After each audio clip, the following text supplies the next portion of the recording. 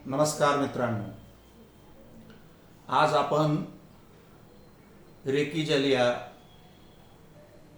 Alkaline energy पाण्याविषयी काही माहिती घेणार आहोत। हा व्हिडिओ आरोग्यासाठी आणि आपल्या सर्व फॅमिलीसाठी, सर्वांच्या कुटुंबासाठी अतिशय महत्त्वाचा आहे। Secure your family health today.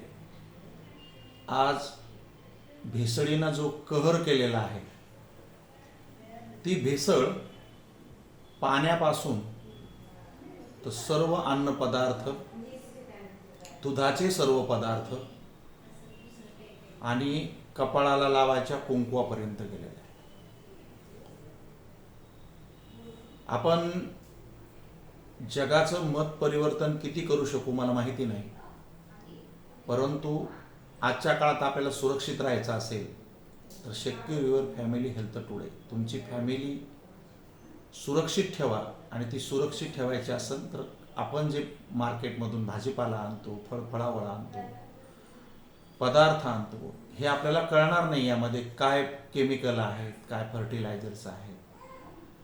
त्यामुळे अल्कलाइन वॉटर हे त्या पाण्याचा कशा पद्धतीनं उपयोग करीत आहे हे आज आपल्याला समजून घ्यायचं।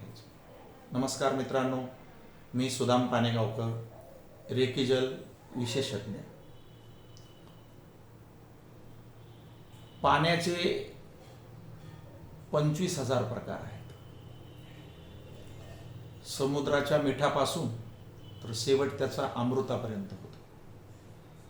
या संपूर्ण ब्रह्मांडामध्ये 70% पाणी आहे, तसं आपल्या बॉडीमध्ये सुद्धा 70% पाणी असतं। दिवसभर आपल्या बॉडीला सर्व अवयवांना पाण्याची नितांत गरज असते। त्यामुळे आपण जे पाणी पितो ते पाणी खरंच चांगलं आहे का? पाणी दिसायला सारखं असतं, परंतु पाण्यामध्ये TDS असतो, pH असतो, ORP असतो, आणि हे सामान्य माणसाच्या लक्षात येत नाही। तुम्हाला आठवतंय का, 1970च्या अगोदर लोक यात्रेला प्रवासाला निघाली की कुठेही नदीमध्ये झिरा छापून पाणी पित होते, कारण निसर्ग आणि पृथ्वी अतिशय शुद्ध होते। पाण्यामध्ये 12 प्रकारचे क्षार असतात, ते आपल्या शरीराला अतिशय उपयोगी असतात। त्याशिवाय आपली बॉडी वर्किंग करू शकत नाही, काम करू शकत नाही। पण जसं युरिया खत आलं, केमिकल आले, फर्टिलायझर्स असते, अनेक खताचे प्रकार आले, 70 पासून अवघ्या 73 वर्षामध्ये पाण्यामध्ये प्रचंड बदल झाले। पाण्यात तत्क्षणी बदल होत असतात,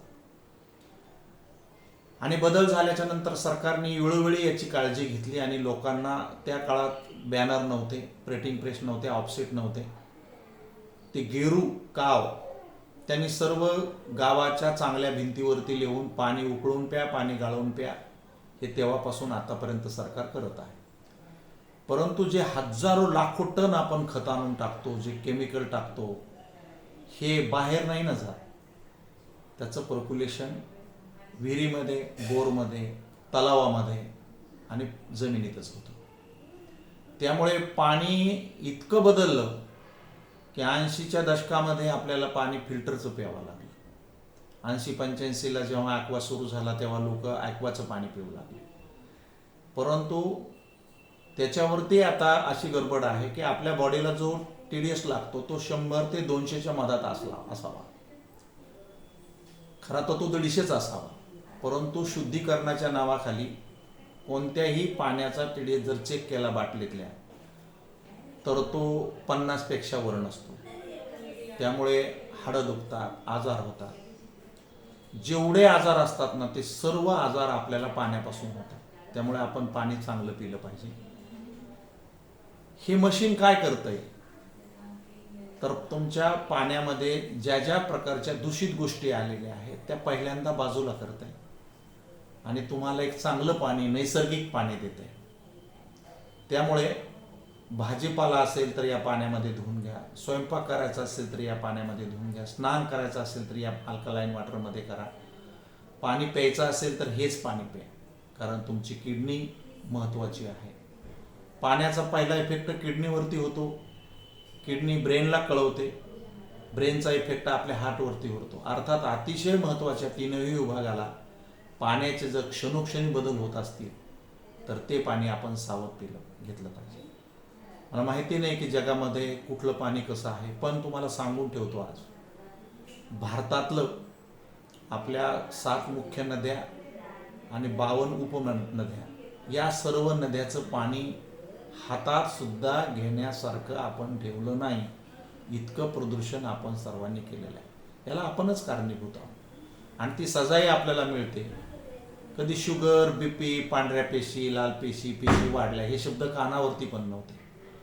आज पूर्ण दवाखाने पूर्ण भरलेले आहे. याचं कारण तुम्ही पित असलेलं पाणी.